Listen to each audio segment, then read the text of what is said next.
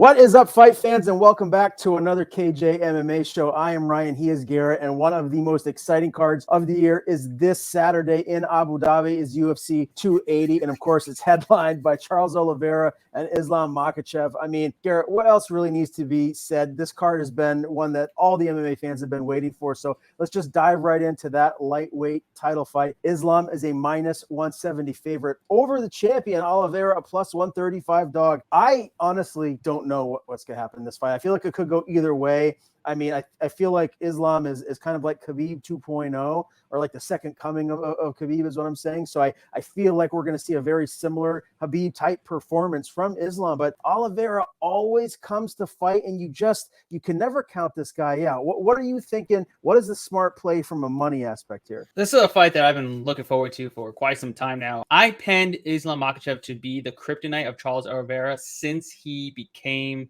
champion. I think the only fighter in the 155-pound division that can beat Charles Oliveira is Islam Makhachev. No one else can. I mean, they are the 1A and 1B of this division. They are leaps and bounds better than everyone else. I feel like this is going to be a fight that's going to be super close throughout this entire. I think throughout the entirety of the fight card of the matchup. I feel like we could possibly see a rematch no matter who wins. This is going to be a great fight, but ultimately, I got Makhachev here. I just feel like his top control, his pressure, his grappling will be able to nullify the submission attempts off his back from Oliveira. And we know BJJ off your back takes a ton of gas to do. Having to do that on a consistent basis throughout this fight card will be at a major disadvantage for Oliveira, even though he's got the advantage in the jiu-jitsu. But if he doesn't sweep him, if he doesn't get on top, I feel like Oliveira is just going to be on his back, eating a ton of strikes, a ton of ground control from Islam. I feel like that's just what's going to, eventually do him in. And I think Islam gets him out of there inside 3 rounds. I feel like the later this fight goes, the harder it's going to be for Oliveira to really make a comeback like he has in the past. Oliveira definitely is the better striker of the two, but it's not like Makhachev is Khabib on the feet. Islam is a lot better than Khabib ever was on the feet. I think he's definitely more defensively sound. You're talking about a guy, I don't think anybody has landed more than 20 strikes. Actually, no one's landed 20 strikes against him in his entire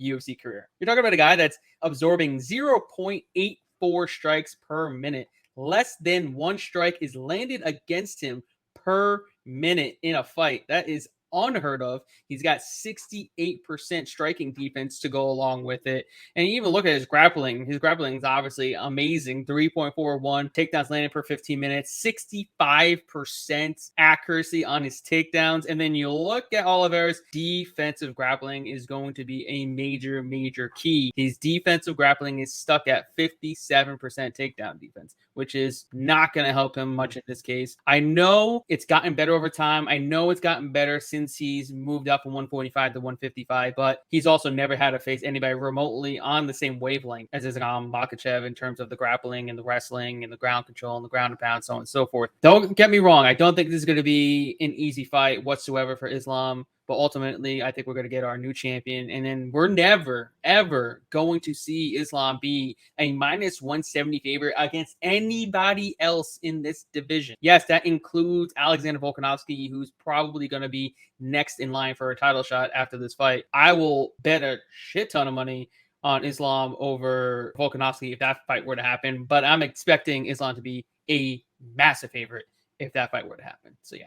Yeah, I mean, a lot to unpack from what you just said. I don't disagree with what you're saying about Makhachev. The guy's a stud, right? I mean, he's an absolute animal. You can just, if you have 2 eyes and you're watching him fight, you can just see it. This guy is cut from a different cloth. Like he's the real deal, right? But when you really get into it and you look at who he's fought, I mean, he's beat Bobby Green, Dan Hooker, Thiago Moises, Drew Dober. I mean, they're all very good, but they just haven't, they're not even close to the same type of competition that Charles Oliveira has been facing. When you look at the last few opponents that Oliveira's had, I mean, Gaethje, Poirier, Chandler, all 3 of them hurt Charles. So that's my concern here in this fight. Yes, he was able to come back and get a submission over, both Gaethje and Poirier. He ended up, ground and pounding Chandler, but I'm not so certain if he gets gets hurt against Makhachev, that he's going to be able to come back like he did against those three. I'm just really intrigued by that. To answer the question of who he thinks is going to win, if I was a betting man, I would put my money on Islam Makhachev. But I am very intrigued by this because Makhachev has never faced anybody inside of the octagon on Charles Oliveira's level. I'm just like a little kid on Christmas Eve waiting for this to start because none of us really know. We don't really know because, I mean, we hear what Khabib says about how great Makhachev is and how he's the next guy. And I think he's right, but we're going to find out Saturday in Abu Dhabi. So it's really one of the best main events that we've seen in a really long time. To touch on the resume part of Makhachev, the reason why he hasn't fought anybody is because no one wants to fight him until he was inside the top 5. Why would anybody fight him outside the top 5 that are inside the top 5? Because he's the most dangerous fighter in the division. Beating him doesn't help you, and losing to him is way worse than beating him. So it's like there's no winning there. So everybody was ducking him until now he's at the top. So now Oliveira can't duck him because he has to fight him. He's the next guy up. You know who he reminds me of? He basically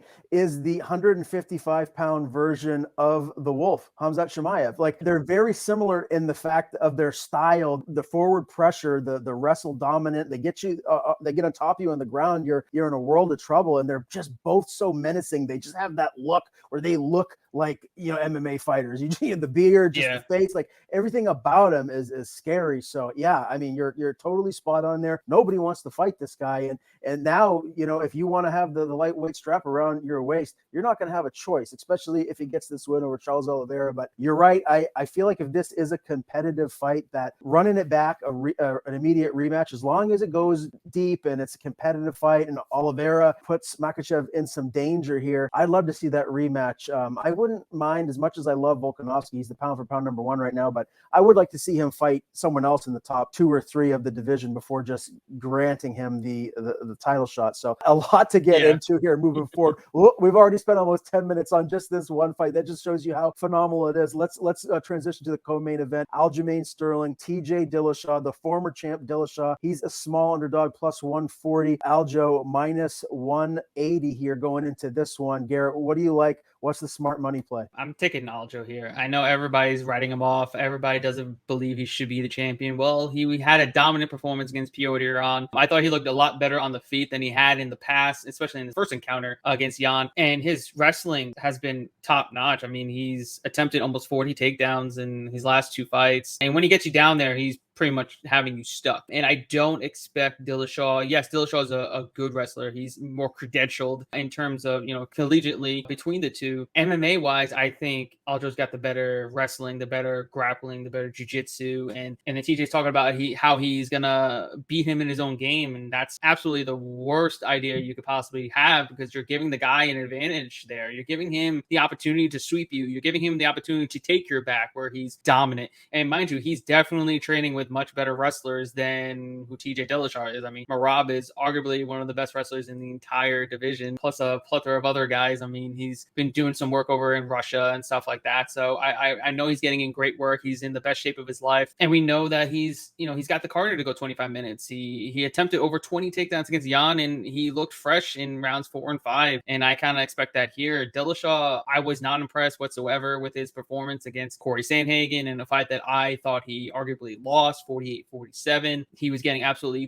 beat on the feet pretty bad. He almost got finished early on in the fight. He fought through some adversity, so that's good there. But all he was doing was pretty much stalling against the fence against Corey. He wasn't even really able to take him down. That's another thing. You're talking about going in there and taking down Sterling and being able to dominate him on the mat, but you're not dominating Corey Sandhagen on the mat. How are you going to go in there and dominate Aljamain Sterling on the mat? That's what I don't understand. And then on top of it, you look at Dillashaw. He's been out for over a year. He has a surgically repaired PCL and meniscus coming into this fight at age 36. No one's really talking about that. I think there's a lot of things going against him where Sterling's literally in his prime. He's the best that he's ever been. He's peaking right now, whereas Dillashaw, he's steadily declining, fading as the fights are going on now. He can't fight at a high pace like he used to, and I think Sterling's just gonna be too much for him. Yeah, I'm actually in agreement with you here. I do feel like, when it comes right down to it, I think Aljo is just going to be the physically stronger man. If they get, up in a clinch against the cage, and it's, who comes out in a better positioning here, I'm going with Aljo. This is going to have to be such a technically sound, like a perfectly technically sound fought fight for Dillashaw to win this, and it's going to have to go the distance because I just don't see him putting Aljamain out. So I think when you just add all of it up, I think the bigger power shots are going to come from Sterling here, and I think he's going to get his hand raised. I don't necessarily know that he's going to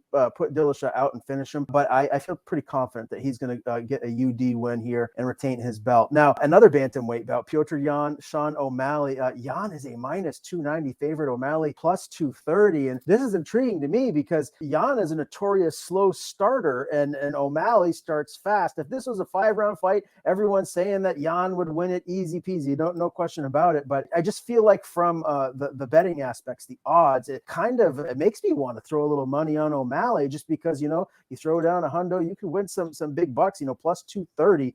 And we know he's got the power and the striking ability to stun and hurt anybody. So I expect Yan to win.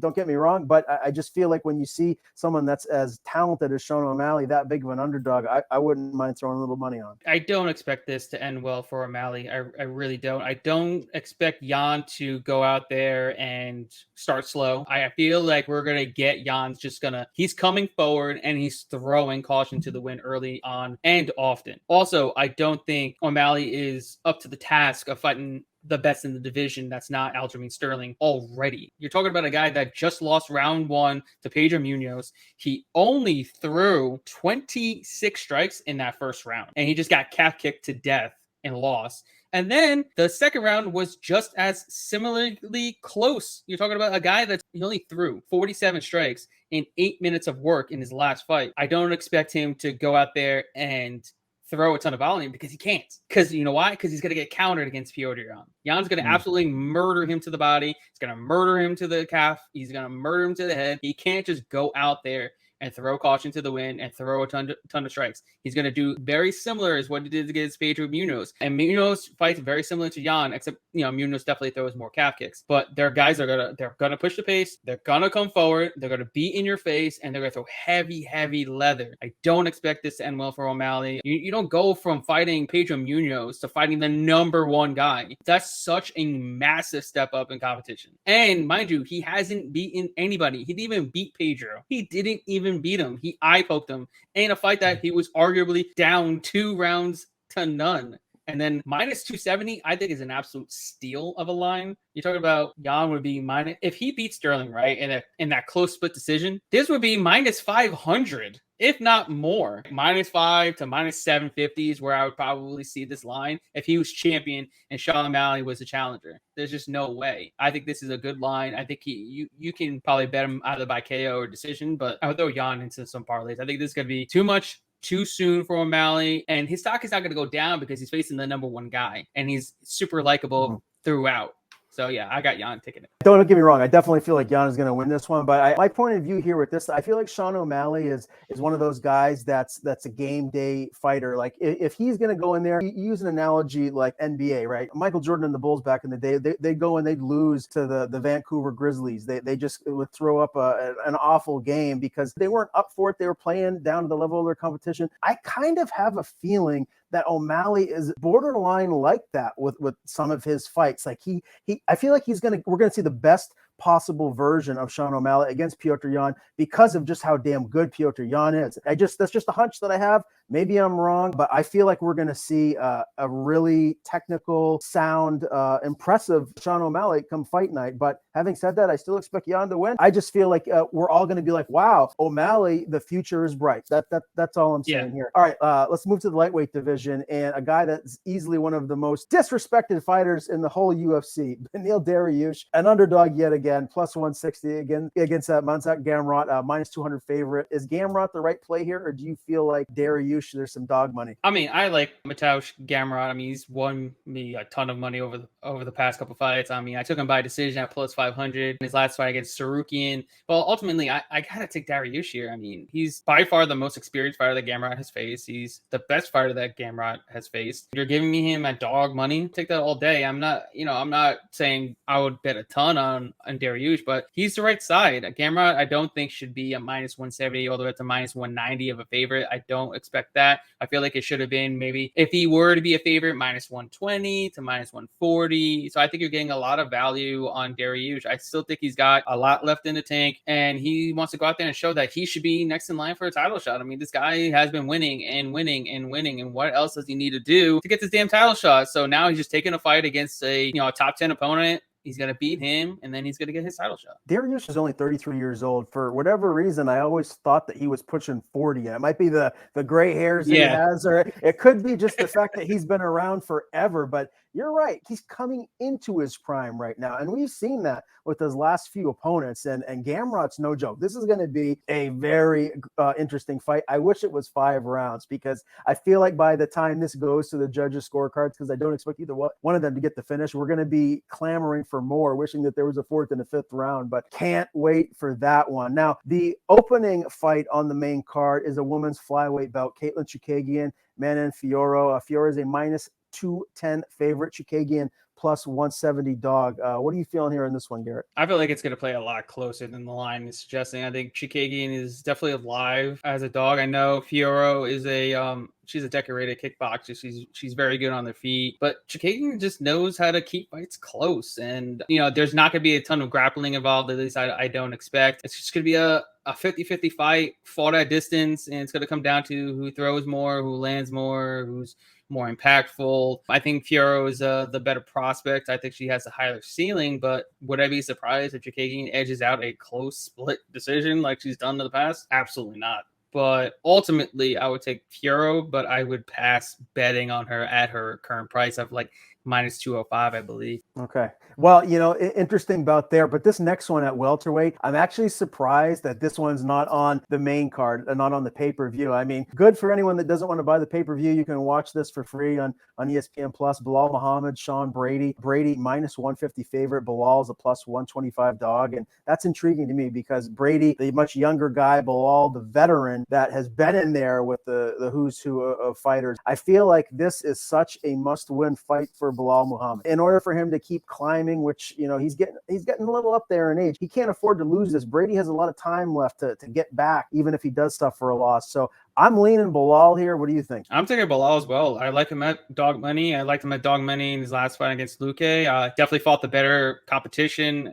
He's looked good, and I like that he's been over in Dagestan and in Abu Dhabi for the last 5 weeks training with Khabib. Khabib's going to be in his corner as well. I feel like he's worked a lot of his wrestling in this fight camp, and I feel like his cardio is going to be off the chain, because, working with those guys, your cardio is going to be always great. I just feel like he fights smart. I feel like he's going to be able to do what he did against Luque, just stay on the outside. I think he's got the better boxing of the two, and just make Brady uncomfortable and make him miss. As Brady's coming forward, he's going to counter him, and then he's going to shoot in for a takedown and then mix things up like he did against Luque. I think it's going to be very similar to that. I do think Brady's going to shoot for more takedowns, but I think Muhammad's going to be able to defend them well. And when things don't go Brady's way, I feel like, he's not going to be able to fight through the adversity. And I feel like Belal's going to be able to take over, because he's going to have the superior cardio in this fight. So yeah, I'm taking Muhammad as the underdog here. Yeah, Bully B for the win. Let's move to the middleweight division here. Now, before we went live here, Garrett, you were saying this name so perfectly. So I'm just going to tip it over to you and have you introduce this middleweight bout. Yeah, we got a fight in the middleweight division between Makhmud, Muradov, and Caio. Take it away, my man. All right. Well, Muradov is a plus 180-ish dog. Caio minus 230 favorite. Is there dog money here, or is Caio going to win? I think Muradov definitely has the advantage on the feet. He's got some insane power, but we've seen in the Jeremy Shar fight that he still has a lot of holes in his grappling game. Granted, he has been out for a while. We know that he's been working on his ground game, but I don't think it's good enough to really stop the takedowns of Caio. I don't think he's going to stop him from keeping him on the mat. Caio's a really good grappler, training with the likes of Damian Maia since he was like 19 years old, I believe. He's a black belt in Brazilian Jiu-Jitsu. Once you get your back, you're stuck there on the mat for the remainder of the round. And I think his striking is good enough to compete with Muradov. He has the karate style, so he's able to keep out of range using the long strikes, the kicks. I feel like he just be able to do more, mix it up, and win a decision. I just think he's got the higher ceiling. I'm very high on Caio. I think he can crack into the top 15 after getting a win here, and probably get a top 15 opponent next. All right, let's move up a division to the light heavyweight division. Volkan Oezdemir and Nikita Krylov. Nikita is a -175 favorite. Volkan is a +145 dog. I kind of feel like someone's going to sleep here. I just don't know who it is, Garrett. So tell me, who's getting their hand raised? Who's taking a nap? I'm taking the dog shot on Oezdemir. I'm just not sold on Krylov. He just has really bad fight IQ. He always has bad fight IQ. I know he's coming off a good win, but it's against an aging fighter that probably shouldn't be fighting anymore. So Oezdemir had a good win over Paul Craig, someone that Krylov lost against. And I think Oezdemir is just, I feel like he's going to get better over time. I think he's just going to lay some leather on Krylov. As long as he defends the takedowns, I think he should win this fight. So I'll take the dog shot on Volkan Oezdemir. All right, some dog money on Volkan Oezdemir. All right, let's go to featherweight. We got Almeida and Tukhugov. Tukhugov is a -150 favorite. Almeida a +125 dog. I'm not really so sure how I feel about this one. I kind of like going with Almeida, the +125 dog here. I feel like just from what I've seen of him, that he's a very well-rounded fighter and capable of going in there and getting a sub. Are you with me, or do you feel like the favorite Tukhugov is going to win? I really like Lucas Almeida. I bet on him in his last fight. I was very heavy on him as a decent-sized underdog against Trizano. I was on him in his Contender Series fight. Didn't work out there, but this is a pretty massive step up in competition for Almeida against Tukhugov. Tukhugov definitely coming off a year layoff. It is what it is. I don't think he's got any injuries, but he's got some good wins. Ricardo Ramos was his last win. He lost a close split decision against Dawodu. He had a draw against Leron Murphy. He had a split decision loss to Hanato Morcano. So he's fighting elite competition, whereas Almeida still is just starting out in the UFC, and he's not faced a relentless takedown artist like Tukhugov. So I'm taking Tukhugov just to be too much in the grappling, where he's just going to pretty much just grind him out and get a decision win. Well, Nishikawa and Mustafayev has been scrapped, so we'll go to welterweight now. Abubakar Nurmagomedov is a -190 favorite against Gadzhi Amar Gadziev, who's a +150 dog. Is there dog money here, or do you feel like Nurmagomedov is getting the W? I'm not too high on Abubakar Nurmagomedov, especially in his last fight where he got triangle. No, sorry, that was his last fight 2 fights ago, where he got triangled by David Zawada. That was very unimpressive. And then he had a draw against Bohan Velikovic. Not impressive there either. Gadzhi Omar Gadziev, definitely not very impressed with him either, but he's coming down from 185 to 170. So that's going to be interesting to see how his cardio is intact going in and trying to grapple heavy there. So I feel like he's definitely going to be the bigger fighter of the two. He's going to be the stronger fighter of the two. So I'd probably take a dog shot on Omar Gadziev. All right, middleweight bout, Armen Petrosyan, -235 favorite, AJ Dobson +180 dog. What's the bet here? I kind of think Petrosyan should win here. The line is kind of weird to me. Money's been coming in steadily on Dobson as well. Petrosyan, he's fought the better competition. He's looked good. Doesn't have great takedown defense, where something that I know AJ Dobson's not a great takedown artist, but he's somebody that's good enough to test Petrosyan there. And I don't think Petrosyan is going to go out there and knock out Dobson. I think it's going to be very competitive. So ultimately, if I were to bet on this fight, which I'm not, probably take the shot on the dog on AJ Dobson. Muhammad Makhachev, one of the biggest prospects in the sport right now, back in action against Malcolm Gordon. Makhachev's a -750 favorite. Gordon a +475 dog. I got to be honest with you, Garrett. I mean, look, a win is a win, right? And Makhachev is still very young in his pro career, but I wasn't thoroughly impressed by his win over Charles Johnson his last time out. I feel like he should have been able to get him out of there, especially with how much hype he's been getting. Having said that, I feel like that probably just motivated him even more. I'm expecting him to come in here and look very, very good. I think he's going to get Malcolm Gordon out of there, and I think it's going to be early. Yeah, I agree with that. First, maybe second round, I think he's motivated to go in there and get a dominant win. Granted, Malcolm Gordon has looked really good in his last 2 fights, but against very subpar competition. And every time that there's a step up in competition for Gordon, he tends to get finished. He got finished by Sumadarji. He got finished by Amir Albazi. So I feel like he's going to get finished here by Makhachev. One last fight to go. Women's bantamweight, Lena Landsberg +210 dog against Carol Rosa, a -265 favorite. Where are you leaning here, Garrett? Leaning not betting on this fight. Leaning probably not watching this fight. So ultimately, I do think Carol Rosa should win.